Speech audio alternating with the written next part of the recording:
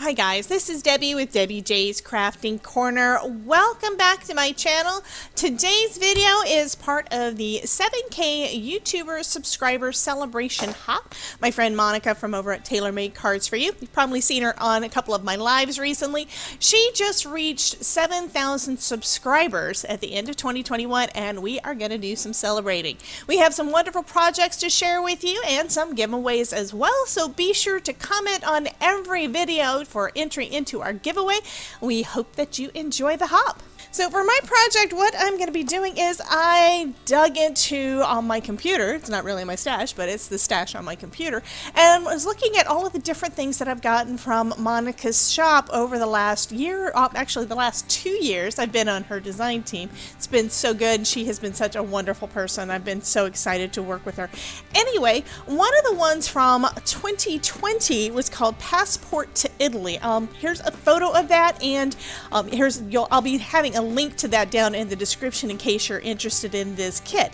But part of what it has are, I'm thinking, celebration, party, wine goes right along with that, and I love this image of all these little grapes. Now, I resized the pages, so this is much smaller than what it comes in the kit, but that's the thing. You can always take it into one of your editing softwares and resize the things. So I've resized a couple of pages, and I'm going to be using those for my card today. And then I went in and, believe it or not, I did this in Canva. I will be sharing a video on how to do that later because I was able to add a white outline and then a cut line around the outside of a couple of the images, and I feel I'm going to be able to use these for stickers in my planner, which is going to be super cool. But for this, I'm going to use them kind of as for overlays, and I'm going to have my scan and cut everything out. Okay, so I'm going to cut out the panel images just using my paper trimmer. And I'd say that my scan and cut did a pretty good job with staying to those little lines that I had on there, the little cut lines. I actually made them a little bit away from the edge and told the machine to cut a little bit in, meaning I did a negative offset, I guess you'd call it. Because I wanted to cut a little bit into the white and not have the black lines on there, which kind of makes sense. Except on my printer, on my scan and cut, it looks like I do need to do some recalibration because I have not run the calibration program in, I don't know, a year and a half, 2 years. So on my images, you can see there is that little black.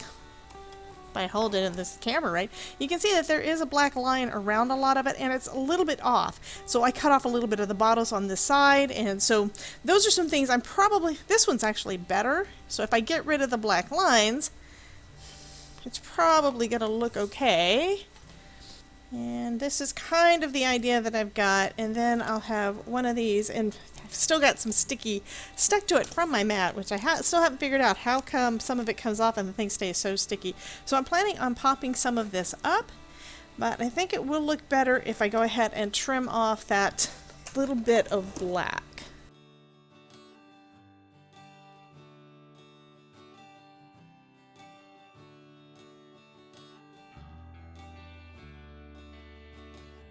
Let me go ahead and grab out a panel to be my background.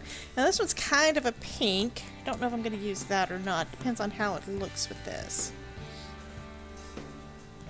Actually, that doesn't look too bad. So I'm also going to do one of the things that Monica does on pretty much all of hers is I'm going to use some distress inks to kind of create a vignette on both of my panels and probably go around the edges on this guy too. So let me grab my distress inks. So I pulled out bundled sage and iced spruce as a couple of greens. I've got a couple more that I can use if I decide that they're not quite the match that I'm looking for. And I grabbed out a couple of my browns, and that's the Vintage Photo and Walnut Stain. And what I'm going to do is I'm going to just do on a test. This is where my printer was running out of ink, and I changed my mind about the size. So this is basically trash anyway, but it is the same paper that I used to do all my printing. So I'm going to test it out and see how the ink does on that before I put it on the panels that I printed. Because this time for these main panels I only printed one of each, which means that if I don't like it, if after I use it and after I do my thing, if it doesn't look right, I'm gonna have to gonna have to start over.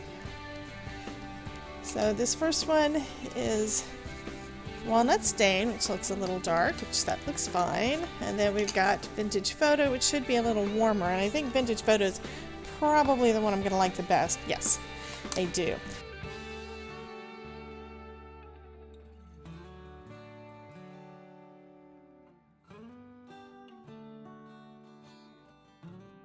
So this one's going to go on top. Oh, that's going to look nice in the background. Okay, so for this one, I think I'm going to start off with the vintage photo and then bring in some of the the greens. But let me see what those look like first. So this first one is going to be the iced spruce.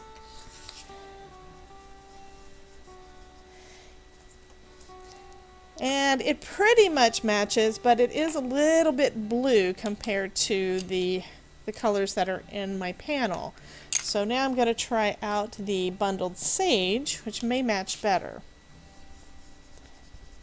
Now this one is a little warmer, and I'd say it goes better with those colors, so that's the one I'm going to use for that.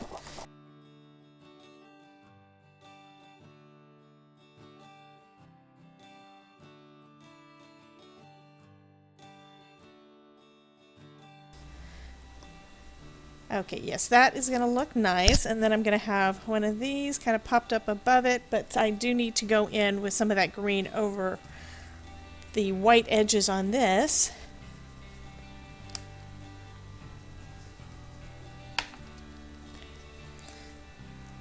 So that is going to look pretty good.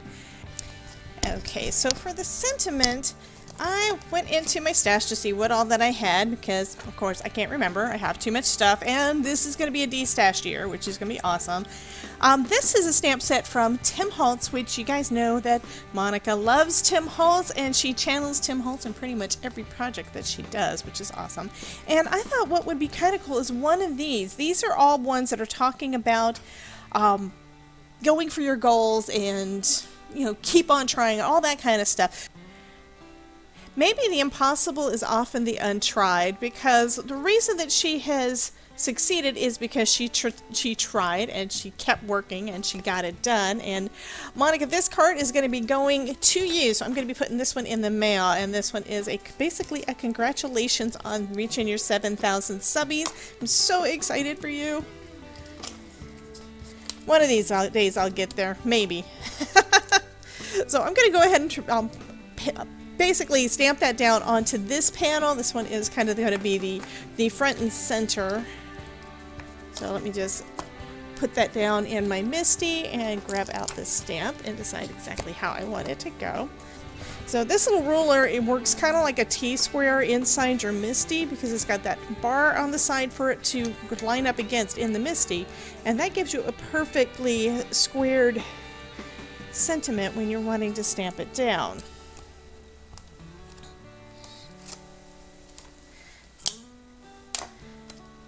And I just got the MISTI. This is thanks to a buddy of mine that decided to do a giveaway for her birthday in December, and she sent me this one because she found it on a great deal. I was so excited when she got it. I said, oh, why didn't you get me one?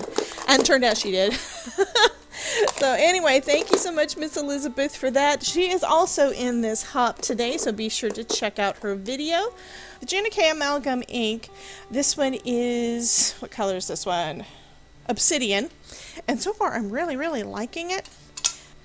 And it has been turning out really black. This stuff is supposed to be where you're able to use it with alcohol markers, colored pencils, watercolor, all the things that we love putting down on our paper. Okay, I need to stamp it one more time, and pray with me, guys, that I actually line it upright, because sometimes my paper likes to shift. And this is a stamp set I've had for a while, but I really haven't used it, which is one reason why this is sticking. This stamp, although this stamp set has been in my stash for at least 2 years, it has not, stamps have not been conditioned yet. Okay, that looks pretty good. I need one more stamping to give it a little bit more darkness.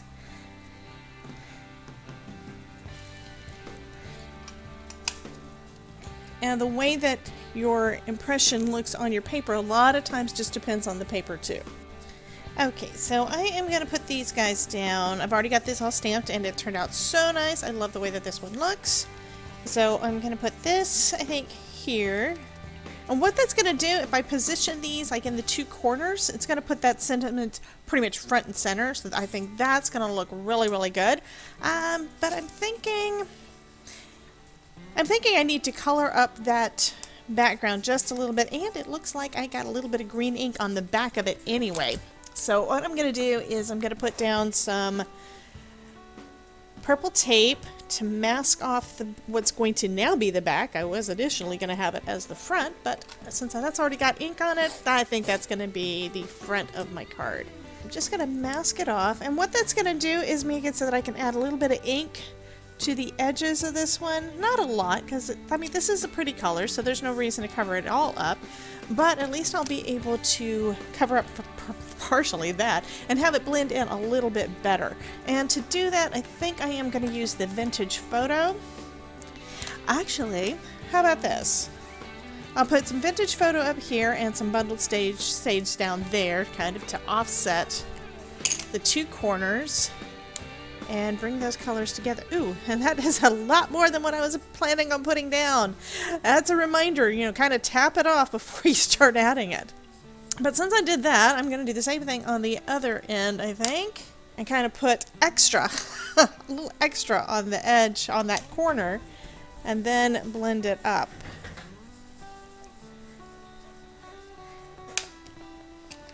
Okay, so now I'm just going to take my art glitter glue and put these two panels down.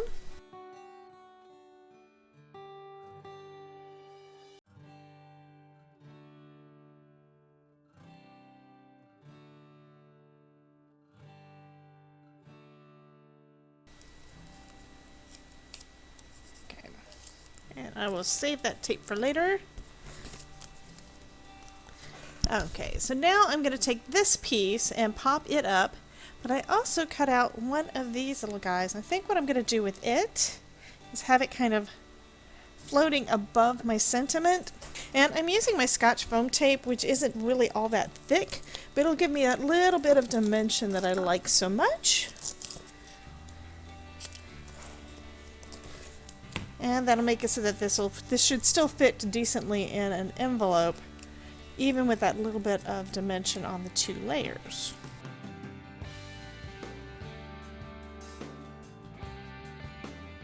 I also like putting a little art glitter glue on my foam tape.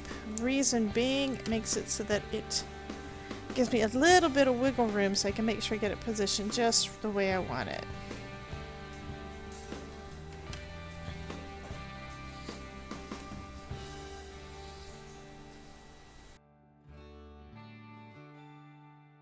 Okay, so that looks like it's going to be about perfect.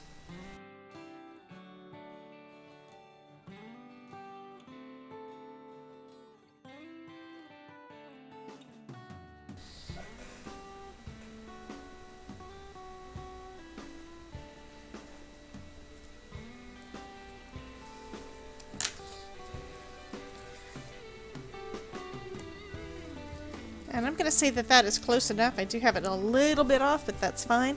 And it does go a little bit off of the panel, which is actually perfect, because all I need to do is just trim it off, matched up with the edge of my card base. And that kind of grounds that a little bit. So I think that looks pretty cool. And then as a final touch, I decided I wanted to add a little bit of glossy accents to all of these little berries. Give them a little bit dimension.